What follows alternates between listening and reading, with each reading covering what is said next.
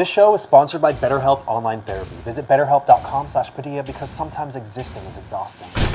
My name's Anthony Padilla, and I spent a day with Maladaptive Daydreamers. We'll uncover the truth about how one of the guests today experienced a daydream so intoxicating they couldn't pull themselves out of it for over a week. How the plots of these daydreams can become so involved and intricately woven that they feel like TV shows persistently playing in their brain. And why one of the guests in this video has been dubbed the patient X of maladaptive daydreaming. By the end of this video, we'll find out if maladaptive daydreaming has allowed them to harness their creativity and enter their most fantastical fictional worlds at a moment's notice, or if it's left them feeling imprisoned by the compulsion to daydream and unable to enjoy existence otherwise.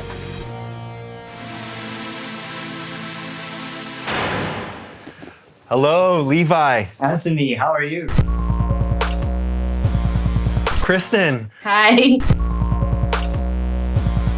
Jane. Hello, Anthony.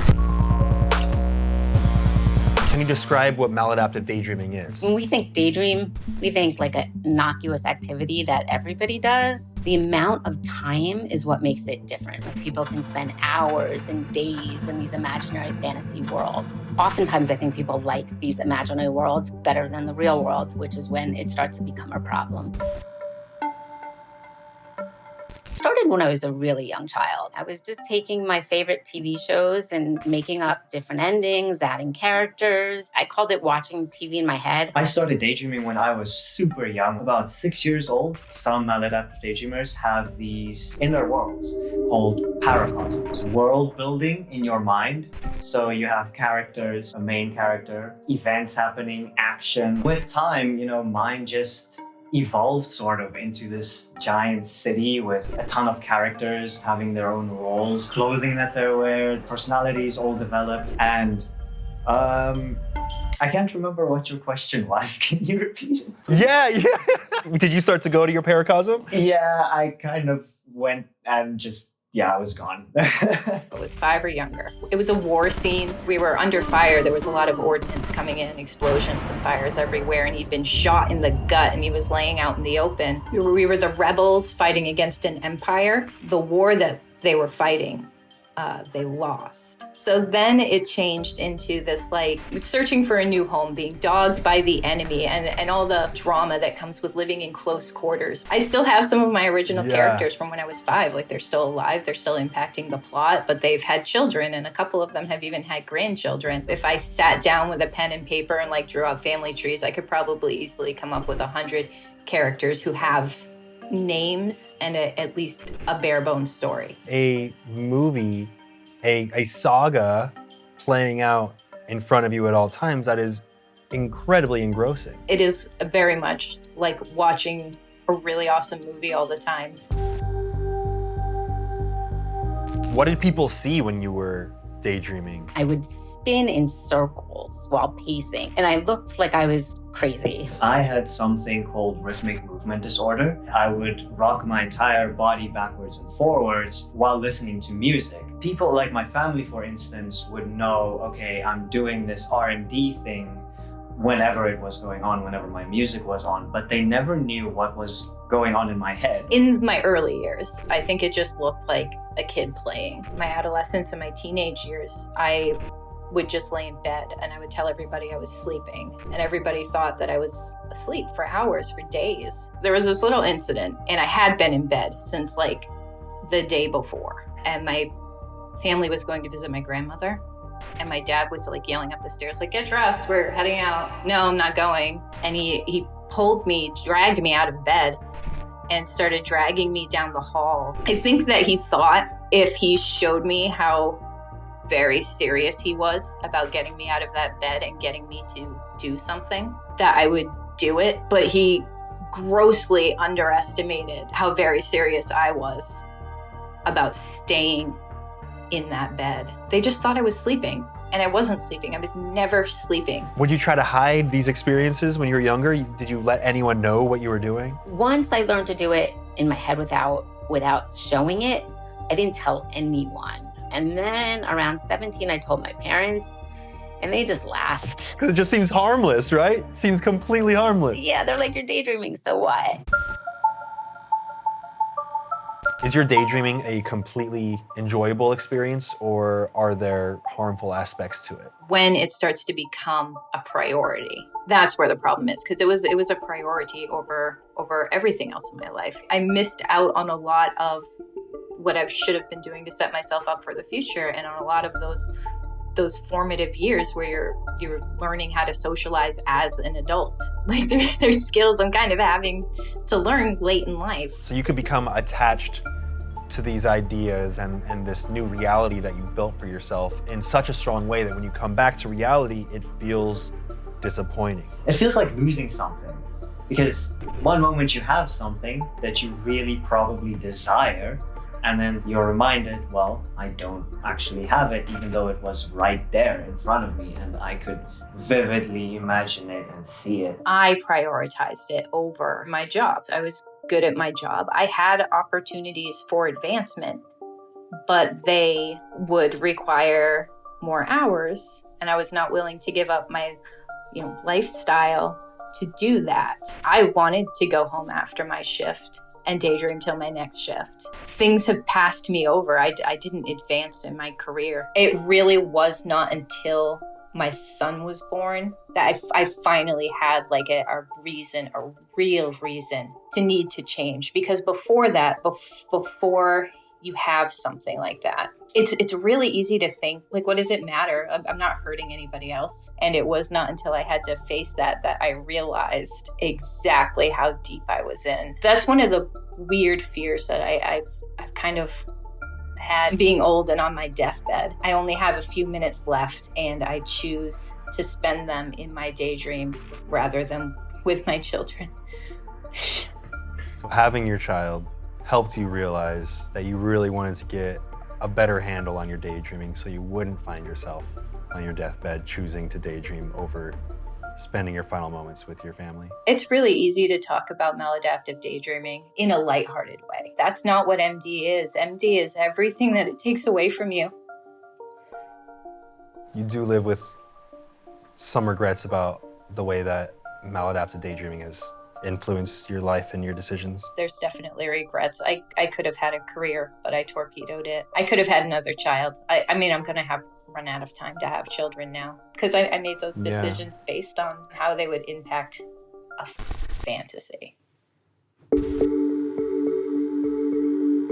How long is your longest daydreaming session? Days. I would just sleep through a school vacation. A school vacation is like a week long, so that must be the longest I've ever gone. An hour or two. I struggled to listen and to retain information because I would just constantly be out of it. When friends, would speak to me, then I'd listen to them for a few minutes and then I'd just be gone. Around middle school, I learned how to do it while sitting still. And for me, that became dangerous. I'd be out with friends, and if it was a group of friends, I would drift back and forth. So it was really this compulsive need to do as soon as possible. And anytime I ran into a friend, I was almost annoyed because it was taking me away from the daydream world. And that's where it really started to impede on your real life. You didn't even want to experience real life. My younger self would have been if someone said something funny, I would have to find a way to incorporate it into one of my stories. Or I was always cradling the two worlds. And to be able to just be there in the present with your friends and not having this need, this compulsive need to create stories, is really a great thing. Can you explain what yours is like? Are you the main character, and are you perceiving this through first person or third person? I actually see it from a bystander's perspective. They're not a character. They don't feature in my daydream. It does sometimes go into first person and an idealized version of myself. It's me, but maybe with a bit more muscle. Yeah. It's the general, I wish I could be like that guy, the main guy. Maybe a dozen nations. They all have their own governments. One of them has an additional world government. There's a few religions, and there's the, political intrigue. It's not just a fully fleshed out world, it's a fully fleshed out universe. I don't know where the story's going. I don't know what the characters are going to do next. And they die sometimes. That's a really weird one that's very difficult because the characters do mean a lot to me. And some of them have been with me since I was like 5. And one of them died. He just died a few years ago. It's like grief. I can't bring him back. I don't have the power to do that, no matter how much I want to. It's difficult. I don't want to start crying. It's still real and difficult to go through. Like, there's still a mourning period. Maladaptive daydreaming has been the most requested topic for me to cover on this show. Do you think that has to do with its popularity on social media like TikTok? The hashtag on TikTok has something like 39 million views. They've gone through their life thinking no one else does this, and now all of a sudden they see an online community. But they then want to get validated and no one will tell them it's real. So they're getting that validation from places like TikTok, and it's why they want to see it. But I think that doctors and researchers need to start looking at this. They need to be the ones that say, wait, there's some patterns here.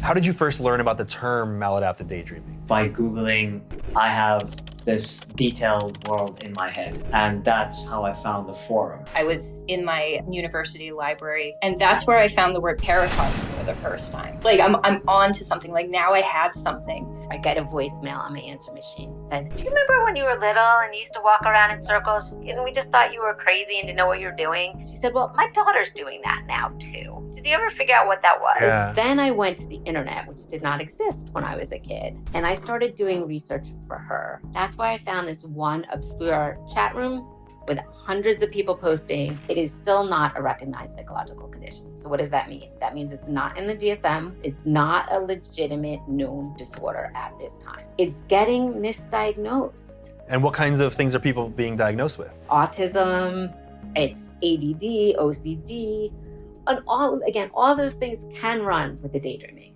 but you can't diagnose that just on the daydreaming alone. How did you end up feeling after learning about other people experiencing this? I didn't want to admit that I had maladaptive daydreaming. I was sort of in denial, and I thought, I don't think that this is an actual thing. Eventually, I found a Discord server, and it's just been amazing ever since, the support. It was the most incredible feeling in my life. My hands were shaking. I think a tear slipped out. I mean, I knew rationally that I couldn't be the only person on the planet with this, but I could not find one person to know what I was talking about. And to then see hundreds and hundreds, I was like, these people get it. Do you know where maladaptive daydreaming might stem from? Is it something that you think you were born with or something that you developed over time? I definitely wasn't born with maladaptive daydreaming. A lot of times, maladaptive daydreamers, they would develop maladaptive daydreaming as a coping mechanism to something traumatic that happened in their life. And I just realized that, well, there were cases where I just felt neglected. And it all boils down to what the daydreams are offering me.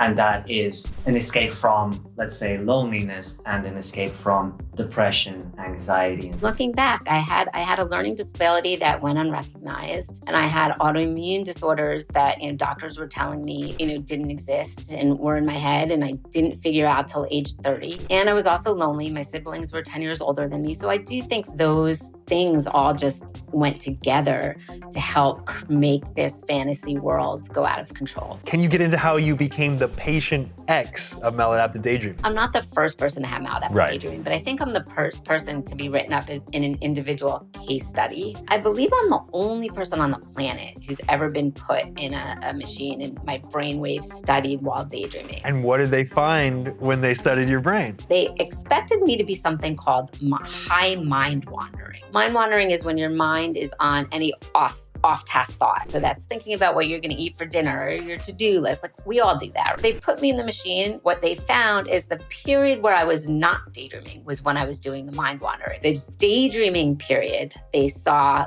constructive, purposeful thought, the same area of the brain that lights up when you show a heroin addict like drugs, was the area that lit up when I daydreamed. Would you say that your experience with daydreams has felt like a drug addiction in many ways? Before we continue learning about the world of maladaptive daydreaming, You get to a point where you start to feel these withdrawal symptoms, like every small thing in your day is just out to destroy everything. I wanted to let you know that we have some other episodes that you may be interested in, such as I spent a day with people with dissociative identity disorder, schizophrenia, OCD, ADHD, and many other mental health topics that you can find on the completely uncensored podcast version of this show. Links for those are down below. And I'd also like to thank you for not skipping over these moments so we can continue to improve this series with the help of our sponsors, like DoorDash, who's sponsoring this episode. Maybe you're like me and have no idea what you want to eat until you're too hungry to function, or you just want a home-cooked guilty pleasure but don't feel like going to the fluorescently lit grocery store that plays Christmas music in February. DoorDash connects you with anything you want, whenever you want. With over 300,000 partners, you can support your neighborhood go-tos or choose from some of your favorite national treasures like Taco Bell or Olive Garden. Ordering is super easy and your items can be left safely outside your door when you choose contactless delivery drop-off, so you don't have to acknowledge the existence of other humans if you don't want to. And for a limited time, our viewers and listeners of the podcast will get 25% off and 0 delivery fees on their first order of $15 or more when you download the DoorDash app and enter code Padilla. That's 25% off, up to $10 value, and 0 delivery fees on your first order when you download the DoorDash app and enter code Padilla. Subject to change, terms apply, so be quick and nimble. And a huge shout out to BetterHelp for their continued partnership. If you've watched many episodes of this series, you know that therapy has been really beneficial in shaping who I am today by allowing me to have empathy for my younger self and therefore understand who I am today a little bit more. But therapy can be customized to whatever is right for you and can be useful in providing tools to help with motivation or feelings of depression, anxiety, stress, insecurity, or whatever else that you might specifically need. BetterHelp has been continuing to improve throughout the years and screens all their therapists to ensure that they have experience and that they're certified and licensed, and provides customized therapy that offers video, phone, and even live chat sessions with your therapist, so you don't have to see anyone or speak over the phone if that's not something that you're comfortable with. As many of you have probably found out by now, therapy can be expensive, and the price of finding a therapist that you like and connect with can be overwhelming, which is why BetterHelp offers a more affordable alternative to in-person therapy where you can start communicating with your therapist in less than 48 hours. So thank you to BetterHelp, who are giving I Spend a Day with viewers and listeners 10% off their first month at betterhelp.com/Padilla. That's betterhelp.com/Padilla. Now, back to the world of maladaptive daydreaming. Would you say that your experience with daydreams has felt like a drug addiction in many ways? Yes, it feels like that kind of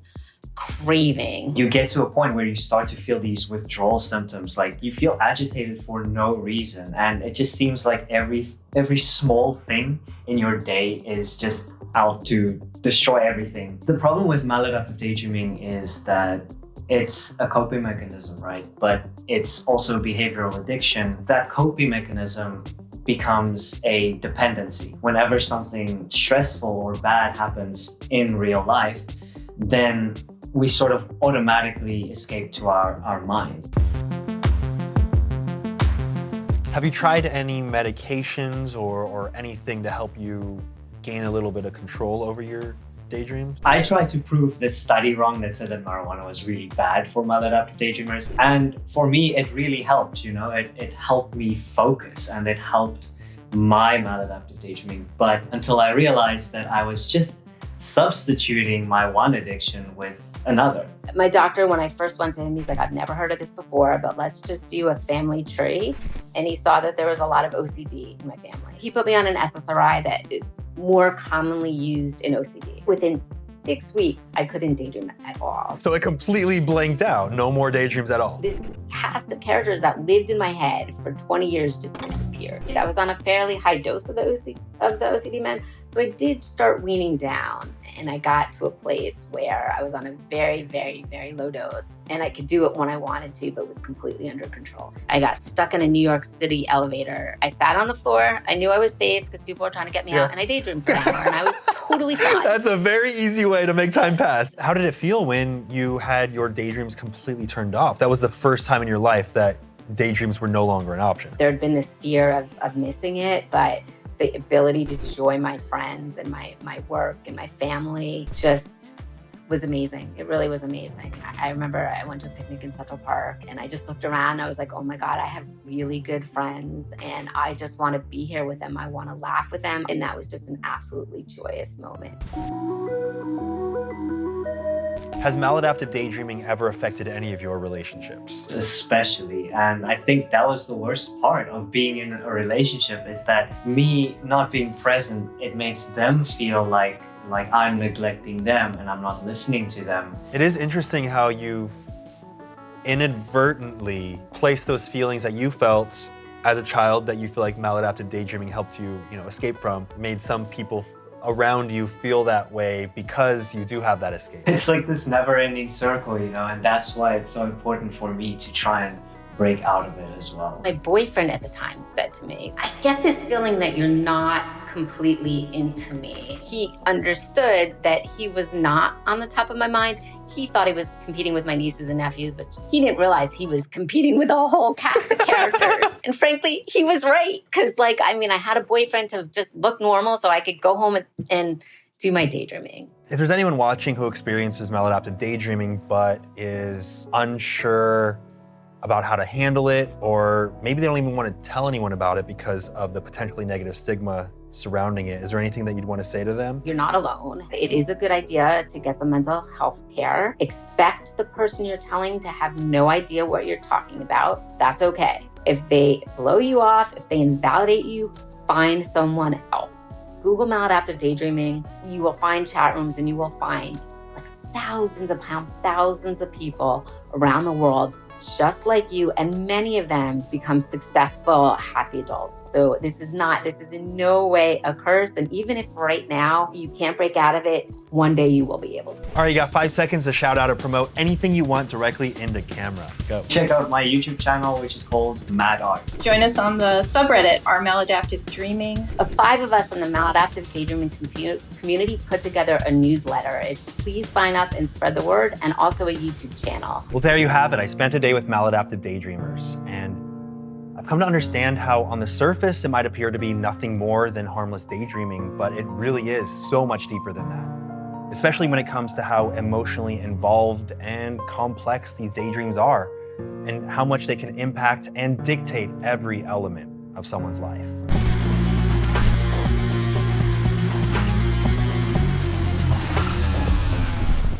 Are you maladaptive daydreaming right now? Not right now. I'm very focused on this interview, but I suppose, if it takes a bit of time, then eventually my brain's gonna go, hey, it's daydreaming time. So at some point you could start daydreaming, and I might not even know? All that's gonna happen is you're gonna keep talking and everything's just gonna go straight over my head, and I'm just gonna go, what were you talking about? Okay.